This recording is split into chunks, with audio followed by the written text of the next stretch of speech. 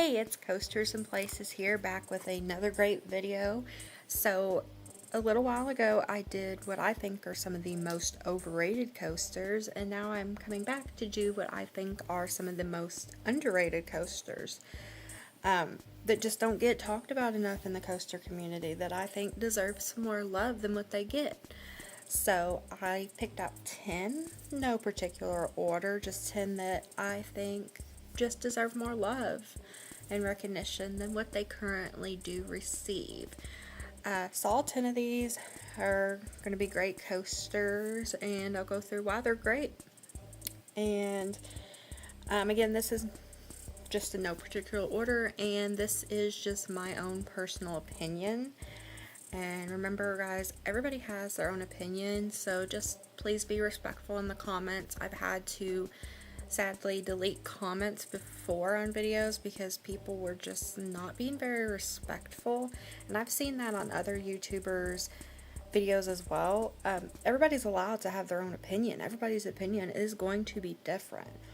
And if you do disagree with that opinion, definitely let me know, or your whatever other YouTube video you're watching, let the person know, but do it respectfully. There's no need to call somebody names because you don't agree with their opinion. Have a respectful conversation about it. But yeah, let's go ahead and get started with the first underrated coaster here. So the first coaster I want to talk about, this is Still Ill at SeaWorld San Antonio. This is a Morgan, we'll call it a mini hyper because it's not quite 200 feet to meet that hyper criteria. It's 150 feet tall though. So, and it reaches a top speed of 65 miles per hour. And some people may say it's a little rough. I don't really find it that rough. And I think it just kind of gets overshadowed by the actual hyper coasters out there, and then all your B&M coasters. And honestly, I don't think people really talk much about many of Morgan's coasters, except Phantom's Revenge gets talked about a lot. But I think this is a really great underrated coaster.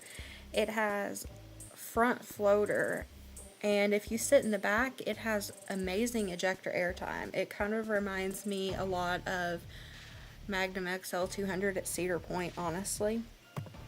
If those bunny hills on your way back that Magnum XL has, that's what the closest thing it reminds me of. And maybe doesn't have the best transitions that like a B&M has, great transitions, but it's still a great solid ride. I think it's one of the best coasters in Texas, honestly. It's a must ride for me, and I just really like Still Ill. Next up, I'd like to talk about Fahrenheit at Hershey Park. So this coaster, I think it's underrated because of the park it's in. It's at a park that has two other Intamins, those being Storm Runner and Sky Rush. And also you have Wildcat's Revenge and Candemonium in this park as well. And some other great coasters such as Comet. So this park just has, a great lineup, and I feel like this coaster gets buried because it's not the tallest coaster here. It's not the fastest. It's not the one with all the stats. But I think this coaster is a great example of a coaster where you don't have to have all the stats to be great. This coaster is only about 121 feet tall, 58 miles an hour, has 6 inversions. But overall, it has a great layout. I love the vertical lift with the beyond vertical 97-degree drop. It has some really nice airtime before the brake run. That's really great pop of airtime there. And as again, all the inversions are great, especially the corkscrews. Just the whole layout in general is great. This Intamin sit-down coaster. But again, it just don't have all the big stats, and I think that's why it gets overlooked. But it's a really fun, awesome, smooth ride that definitely deserves more love. Next is Manta at SeaWorld Orlando. So Manta reaches a top speed of 60 miles an hour, has 4 total inversions, and The best inversion is definitely that pretzel loop. It is super intense, and that dive into that pretzel loop, you know, it has tons of positive G's going on there. I absolutely love that pretzel loop for sure. And it's 141 feet tall at its tallest point, and it just has a very scenic setting. Manta does. It's a B&M flying coaster. I would say this is probably my second favorite B&M flying coaster after Tatsu, and B&M flying coasters in general I think are underrated. I think they are really good rides. They definitely deserve more love than what they get. And Manta is just smooth, graceful, a lot of fun, and it does feel like you are flying. Next, for an underrated coaster, I think is Twister at Knoebels. So I think this coaster gets overlooked and is pretty underrated because it's at the same park Phoenix is, and Phoenix gets all the attention. And I actually put Phoenix in my overrated coasters video. Spoiler alert if you haven't seen that video. So Phoenix tends to win all the awards, and Twister's just there hanging out, gets overlooked. So Twister, unlike Phoenix, is not really focused on airtime, although surprisingly there is some airtime. Twister is really focused on the lateral side-to-side forces and the really nice positive G's. It does those laterals great, and I mean that thing is powerful. You feel like you are zooming through the course. It does reach a top speed of 52 miles an hour, and it keeps that speed. Like, I mean, when I say you feel like you're moving through the course, you feel like you are literally just zooming through it. It's 102 feet tall, so pretty good size, and it's almost 4,000 feet long. So this is a big coaster, and it just doesn't really get talked about. It's not really rough, maybe a little bit in the back, but nothing awful. And I think it's just, if you like laterals, positive G's, you're gonna like Twister. It's definitely worth a ride, and I just wish it would get more love for sure. Batwing is a Vekoma Flying Dutchman coaster. It is a clone of what was Firehawk at Kings Island, and I absolutely loved Firehawk. I think it was a fantastic ride. Batwing, though, it does suffer from reliability issues, and maybe it isn't as maintained quite as well as Firehawk was. But with having that same layout, I think it's an absolutely fantastic ride that just doesn't really get talked about. Nightwing actually gets talked about more, and I think Nightwing has a vastly less great layout. So the loop is great. Like, that's the highlight of the ride, just how you go through that loop.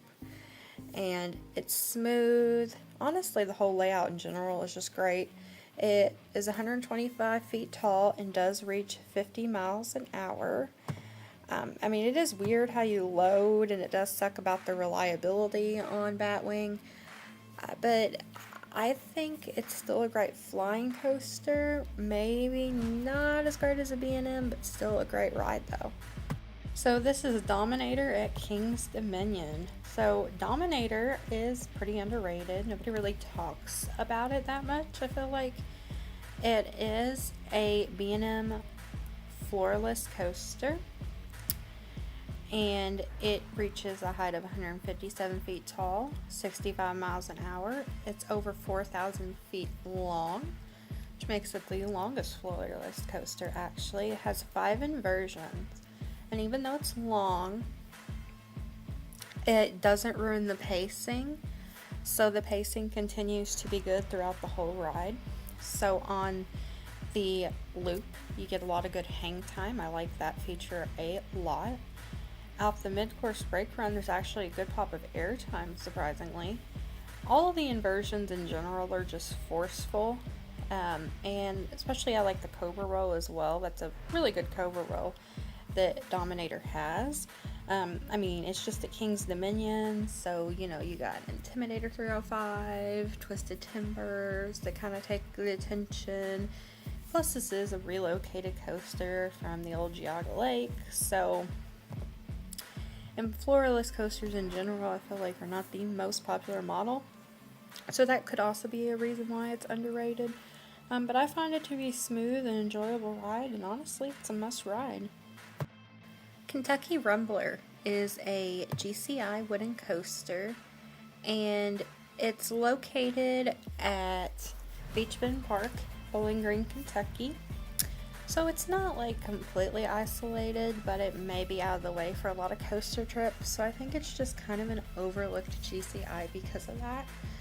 Although in general, there's a lot of overlooked GCIs actually out there, versus some GCIs get a lot of attention, like Gold Striker, Mystic Timbers. So this one, the stats, it's 89 feet tall, almost 3,000 feet long, reaches a top speed of 48 miles per hour. It has a great layout. The first drop really yanks you over, especially if you're in the back with the good airtime. It has excellent laterals, like you would honestly expect more of the laterals from a CCI coaster than a GCI coaster. The pacing is good too. It just seems to be very well paced throughout the whole ride. They did recently add some Titan track because there was a couple of rough spots, I was told. But yeah, overall, Kentucky Rumbler, a pretty good ride. It just doesn't get talked about very much. Aftershock at Silverwood, this is a Vekoma giant inverted boomerang. In fact, I'm pretty sure it's the only one left of its kind in the United States. It has a height of 190 feet tall, and it reaches a top speed of 66 miles an hour. It's smooth to me, and it's very, very intense. Like, this is one of the most intense rides out there, I think, in my opinion. It may be too intense for some people, and it's also been told it's kind of hard to marathon because of that intensity, but that's what I love, is that intensity. When it raises you up the top spike and then just releases you, it's such a good adrenaline rush. And while the regular Vekoma boomerangs are everywhere, these are not. And the inverted boomerangs, whether they be the giant like this or the regular inverted boomerangs, they're pretty rare, and they are vastly superior in my opinion to the regular boomerangs, just because of that pure intensity. Wildfire at Silver Dollar City is another B&M coaster. This one is a sit-down coaster, so these are kind of rare. Probably the most famous one would be Kumba at Busch Gardens, Tampa. So this is in an incredible park that has some incredible rides, but this one deserves more recognition than it gets. So it reaches a height of 121 feet tall, 66 miles an hour, so it's some crazy speed there. 5 inversions, 3,074 feet long. So what I think is the best thing about this coaster personally is the view at the top. It's an incredible view, just of the Ozark Mountains, the surrounding terrain. It's absolutely gorgeous. Like, it's breathtaking. Like, I'm just like, hold on, we can hang out here a little bit longer. We don't have to go down the coaster yet. Let's enjoy this beauty. But besides that, the actual physical ride has an amazing first drop, and it has a lot of good airtime in the back on that first drop. It is very smooth. The inversions are good. I think it has a good layout. It's pretty well paced. I don't think it really has many dead spots. I think it's overall a very well-rounded coaster. I just think because it's at Silver Dollar City, where there's so many other great coasters, it just doesn't get looked at a lot, unfortunately. But it definitely deserves to. The very last coaster I want to talk about today is American Thunder, which is a GCI over at Six Flags St. Louis. This is another underrated GCI that just doesn't seem to get a lot of attention. I think it just maybe doesn't have the stats of some GCIs, but it is 82 feet tall, 48 miles an hour, 2,713 feet long. It is definitely the best wooden coaster in the park, for sure. Some people may love the Boss, but I would have to say American Thunder is better. It just smoother, better airtime. In my opinion, the airtime is great on this, and it has really good laterals as well. The first drop also has some good sustained floater. It just may not be the longest coaster in the world, may not be the biggest GCI, the best known GCI, best known coaster in general, but it's still, I think it's a must ride coaster at Six Flags St. Louis, and it's a very good ride for sure. And if you made it this far in the video, I'd like to thank you so much for watching, and most of my views are coming from people that aren't subscribed. So, if you could hit that subscribe button and like this video, I'd really appreciate it. Stay tuned for more content. Thanks again.